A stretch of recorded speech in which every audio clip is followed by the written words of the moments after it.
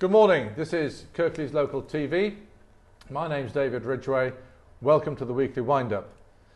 The Weekly Wind-Up is a programme of news and views which has taken place over the last week. But this week we're going to do a review of 2014. And at the end of it, we'll wish you all a happy Christmas. You can always contact Kirklees Local TV on info@kirkleeslocaltv.com, and on Twitter you can search at The Weekly Wind-Up. Good morning to my guests, Ranny, sports aficionado, and Kyle, our resident from Marsden. Hello, David. Morning, Kyle. Now, we're going to do a review of the year. So, first of all, I want to talk to you briefly about the rise of UKIP. Is UKIP really a force to be considered with regard to the local British political scene? To my mind, they're certainly a force, but whether they are the opposition that they present themselves as, I strongly disagree with that. I don't see them as being in opposition to any of the main three parties. I think in the main respects, in the things that are really going to affect the country as a whole, the main three parties, Liberal, Democrat, Labour, Conservative, all fairly much aligned with UKIP, really. And people seeming to think that UKIP are going to somehow rip us out of Europe and stop every migrant coming to the country. It's just complete nonsense. Have you heard about this game which has been invented by some school kids? I have, yes. Have you heard about this, Ranny? Oh, UKIP. UKIP. It's a game where it's not good, this, and I have to say that Farage is probably quite right when he's condemned it. But it's a game where you know these things you can get on screen, where you press a button and a ball goes as far as you can get, and if you press it absolutely right, it goes miles, and if you don't get it right, it doesn't go anywhere. Well, this is kicking immigrants out of the UK. It's a character called I think Norbert Fromage, who is kicking various different migrants off the White Cliffs of Dover. Correct. It was made by a group of school children as a joke, and in Canterbury. Well, you know, I believe so. Yeah, but Mr. Farage has kind of taken it as well. The way that he put it, I believe, was. I'm known for my sense of humour, but this is just going over the line. Was it before he went into the pub or after? Well, I mean, I imagine that he had a pint in hand at the time. He generally does. Do you think they'll hold their seats? What do you reckon, Ranny? They've got 2 seats now, both won on by-elections. It's looking strong. It's looking in their favour for them to hold them. But I do feel that maybe, it'd be interesting to know the reasons behind, the backing from the public. And I say that because sometimes it's one of those where if it's a word of mouth or someone has suddenly mentioned something, it's conforming, social conforming, you could say, and that could be part of the reasons. But will it matter at the end of the day if they win the election? It'll certainly create a bit of a stir within their own ranks if they do win the election. That's for sure. I think for me, like talking to people who I know will vote UKIP, the big thing for me is a massive lack of information on their part. They know that they want to vote for UKIP because UKIP puts themselves forward as an anti-migration party, but they can't actually say why they believe that stopping migrants coming to this country will help. It is a bit odd, isn't it, when Farage is doing this and yet he's married to a German lady. Well, I mean, this is another thing as well.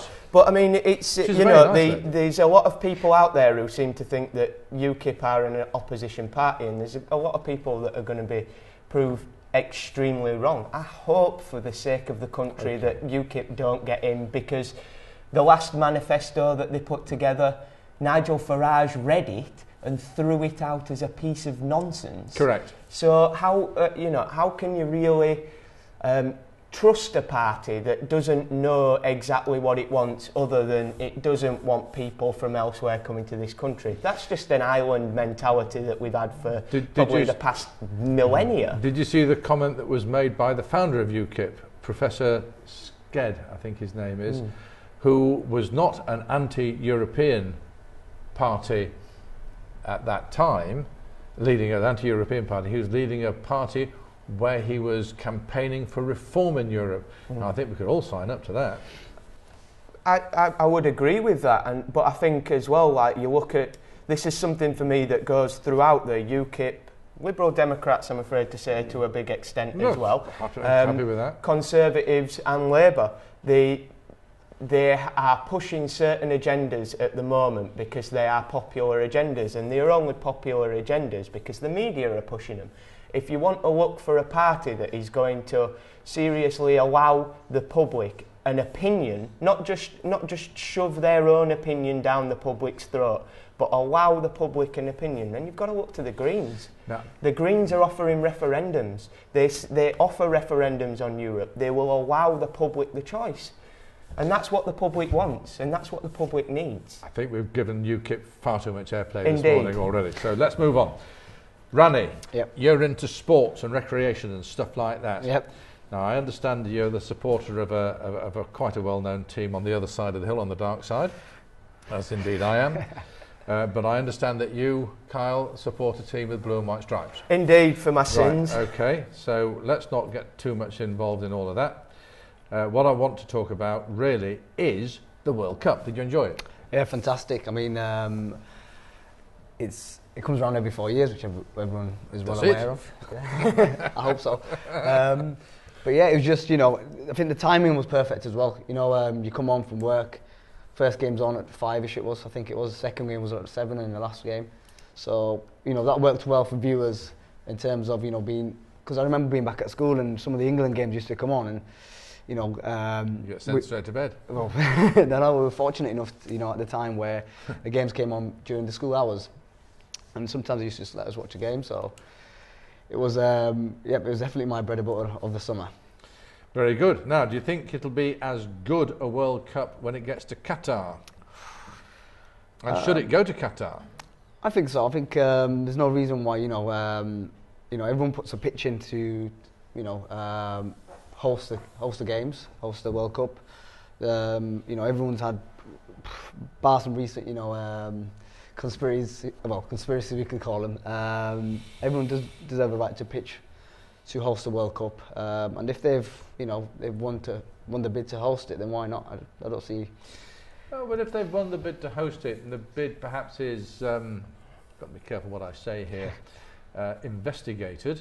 Oh, it has been investigated, that's right, but we're not being allowed to read the investigation. Oh, yes, we are going to be allowed to read the investigation, but we're not going to be allowed to read the redacted bits.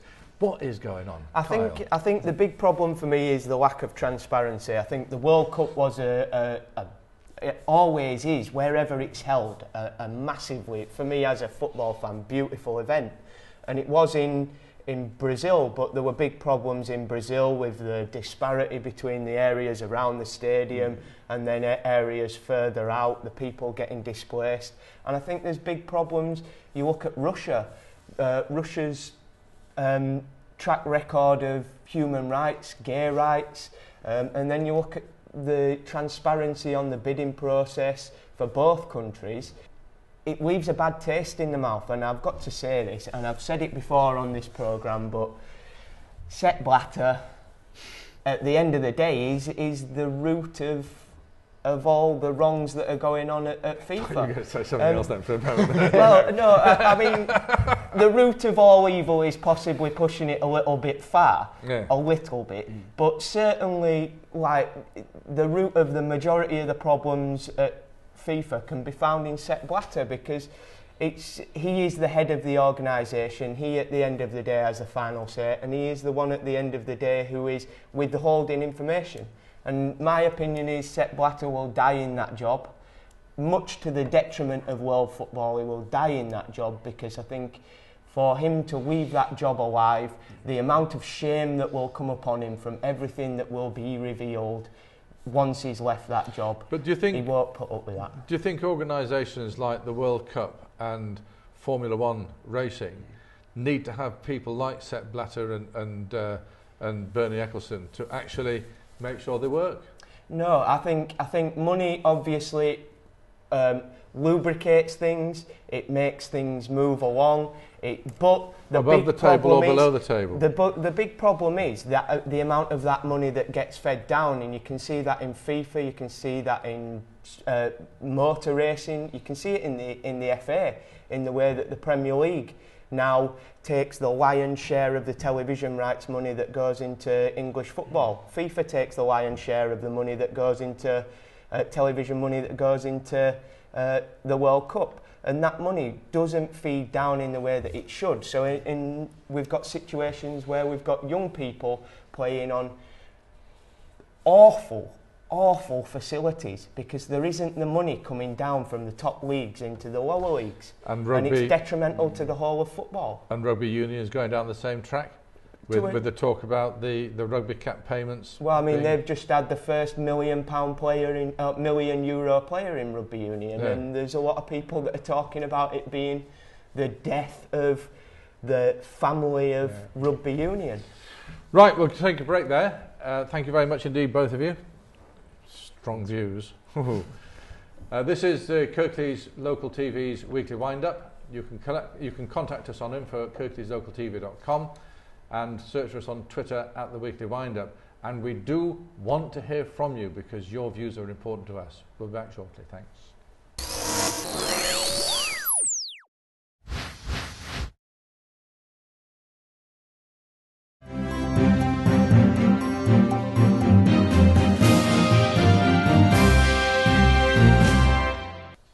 And welcome back. Now, some people have said this has been the year of protests. Do you think it's been the year of protests, Ranny? Maybe. I say maybe because So what would you want to protest about? at the moment, well, my sister's at university, so I'd say the fees. That's a good thing. Are you aiming that comment at me? I made that decision. Well, It was all down to me. Then. it's a bit of both. I think at the end of the day, you got to look at, is it a case of, is it a cut-off point where you're saying, okay, is it better for them who are hitting the higher grades at college or A-levels for them just to go to university because they've got a better chance, or is it a case of, because part of my work has been in training providing for, say, unemployed, and it's getting them onto doing short courses, basic level 1s, level 2s, just to give them that motivation, confidence, and getting them back into work. Is it to sort of segregate or categorise people? Are you suggesting then that Tony Blair's programme, that everybody should have the opportunity to go to university? Absolutely, yeah. Absolutely. You think that's right? Yeah, I don't think it's a case of, everyone's more than... Do we potentially fall foul of the situation where you get vastly highly educated shelf stackers in the supermarkets because they can't get work elsewhere? I believe it's a bit of both. I believe that, can do something by choice.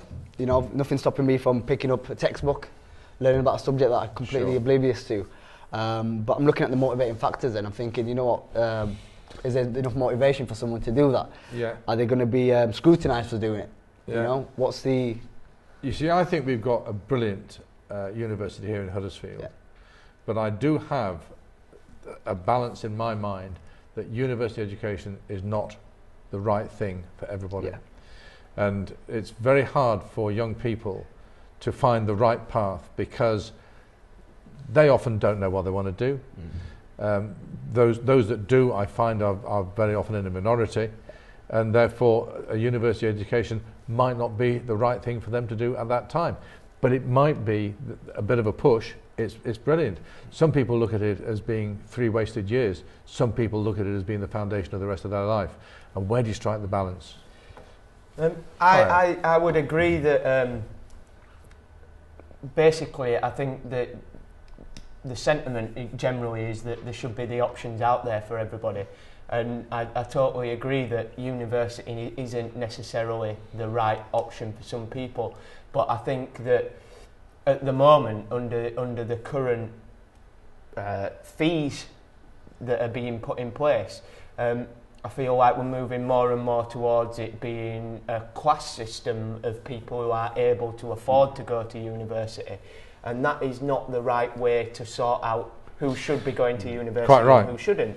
I feel like it should be on merit, and I feel like there will be people out there who, I mean, you look at somebody like Albert Einstein, you know, not academically brilliant, dropped out of school, went away, did a part-time job, and then wrote a theory of relativity. I mean, it isn't necessarily the right path for everybody, but it should be an option for everybody, and I don't feel like it is. On the original point, is it the year of the protest? Totally, I feel like it's the year of the protest this year. Tell us about it. I think that's possibly going to ramp up into next year as well, depending on the outcomes of the general... Well, not necessarily on the outcomes of the general election, because I don't think the general policies will change. So I think austerity... So who's protesting? I think in general, it's what you might have classed the working classes 20 years ago that are now actually a class of people that are reliant on benefits. Even if they are working, there's a big proportion of society that rely on working tax credit, which is just subsidising big businesses, and yet the not government, paying a living wage. The government consistently tells us that the British economy is moving forward much faster than any other in the Western world. I think it is for a certain section of society, and I think that is business owners and big business owners as well. And I think, you know, you look at certain things that have been going on this year, and there's a general move towards it being a corporate-led society with very little, and I know this is a kind of frowned upon almost communist phrase now, but with very little socialism involved in it. There's no big society, which was one of Tony Blair's other mantras that he was banding around whilst he was off starting wars in the Far East. But that's another point. And one of the big things for me this year is the transatlantic trade and investment partnership. I was going to come on to that in a minute, but yeah, crack on. Which is all to do with this sort of move towards a corporate-led society, in that the EU and the US are negotiating to bring in the transatlantic, the TTIP basically as an abbreviation, which will allow corporations the ability to sue governments or if a government makes a decision that adversely affects that corporation's profits. So in Germany, there's a Swedish nuclear power supply company that is suing the German government because after Fukushima, the German government decided that nuclear energy wasn't the safest way to provide energy, so they were going to scale that back, which meant the closing down of a number of nuclear power facilities, which meant that... To the detriment of the profits of the company? Yeah, to the detriment of the profits of this Swedish the Swedish power company, which is now suing the German government for making a decision that the German government felt was in the interest of its general populace. Right, okay, well there you are, the year of the protest, and it seems to be that Kyle's the one who's doing all the protesting, which is really quite good news, but don't disagree with everything you said at all, which is a bit of a surprise. Indeed. So what's the big thing happening this week, Ranny?